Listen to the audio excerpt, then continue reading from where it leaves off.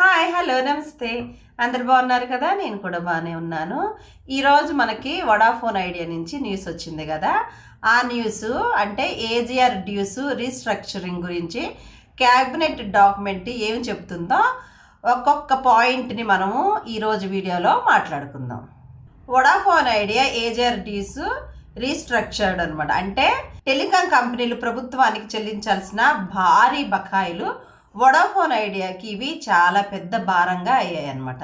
అందుకే ప్రభుత్వం వాటిని రీస్ట్రక్చర్ అంటే సడలింపు ప్లస్ గడువు పెంపు కూడా చేసిందనమాట. అంటే ఫైనాన్షియల్ ఇయర్ 18 నుంచి ఫైనాన్షియల్ ఇయర్ 19 బకాయిలు ఫైనాన్షియల్ ఇయర్ 31 వరకు టైము ఇచ్చిందనమాట. అంటే ఫైనాన్షియల్ ఇయర్ 2018 అలాగే ఫైనాన్షియల్ ఇయర్ 2019 సంవత్సరాలకు సంబంధించిన ఏజీర్ బకాయిలు ఉన్నాయి కదా, ఆ బకాయిలు ఫైనాన్షియల్ ఇయర్ 2031 వరకు చెల్లించే అవకాశాన్ని ఇచ్చిందనమాట. అంటే దీని అర్థం ఏంటంటే ఇప్పుడే భారీ మొత్తం కట్టాల్సిన అవసరం లేదు, క్యాష్ ఫ్లో ప్రెషర్ తగ్గుతుంది అనమాట. దీనివల్ల ఏంటంటే ఫైనాన్షియల్ 19 తర్వాత బకాయిలు గరిష్ట పరిమితి ఫైనాన్షియల్ 19 తర్వాత కాలానికి సంబంధించిన ఏజీ డ్యూస్ 87,695 కోట్లకు క్యాప్ పెట్టారు. అంతేకాదు ప్రభుత్వం నియమించిన కమిటీ, అంటే దీనికి ఒక కమిటీ నియమించారనమాట.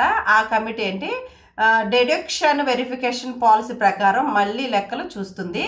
అంటే మొత్తం ఇంకా తగ్గే ఛాన్స్ ఉందన్నమాట. కంపెనీకి ఇది పెద్ద రిలీఫ్ అని చెప్పాలి. ఎందుకంటే ప్రభుత్వం ఇంత ఇంట్రెస్ట్ చూపిస్తుందంటే ఈ వడాఫోన్ ఐడియాకి 20 కోట్ల కస్టమర్స్ ఉన్నారనమాట. దానివల్ల మరి 20 కోట్ల మంది ఉన్న కస్టమర్స్ ఉన్న కంపెనీని రక్షించాలి కాబట్టి ఇది ఒక కమిటీని ఫామ్ చేసిందనమాట. అయితే ఈ వడాఫోన్లో కూడా ప్రభుత్వం పెట్టుబడి పెట్టిందనమాట. వడాఫోన్ ఐడియాకి సుమారు 20 కోట్ల మంది వినియోగదారులు ఉన్నారని చెప్పాను కదా. వీళ్ళందరి ప్రయోజనాలు దెబ్బతినకుండా చర్యలు తీసుకుంటున్నారు. అంటే దీని అర్థం ఏంటంటే వడాఫోన్ ఐడియా అనేది పూర్తిగా కూలిపోవద్దు, నెట్వర్క్ సేవలు కొనసాగించాలని.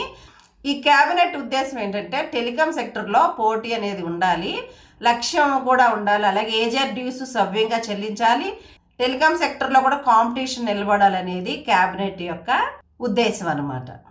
అంటే దీని అర్థం ఏంటంటే ఇప్పుడు ప్రస్తుతానికి మనకి జియో ప్లస్ అలాగే ఎయిర్టెల్ మాత్రమే ఉన్నాయి.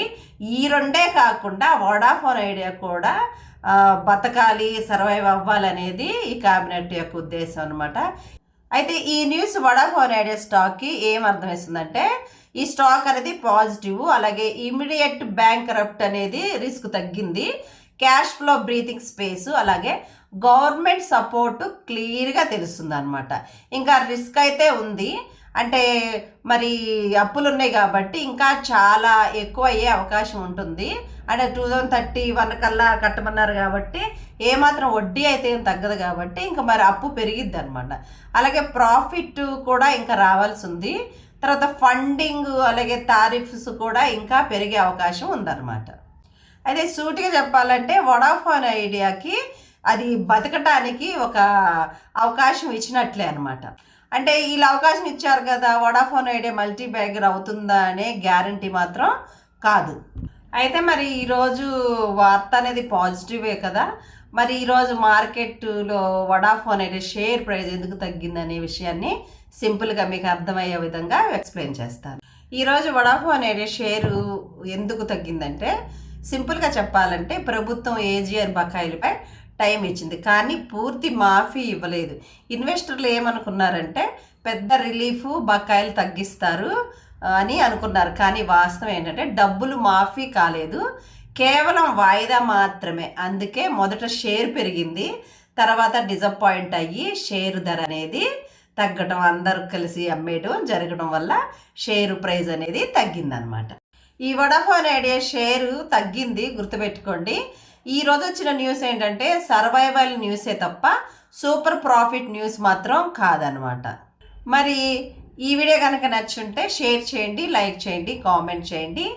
మరి ఇంకొక వీడియోతో మనం కొత్త సంవత్సరం 2026లో కలుసుకుందాం. అంతవరకు సెలవు, నమస్తే.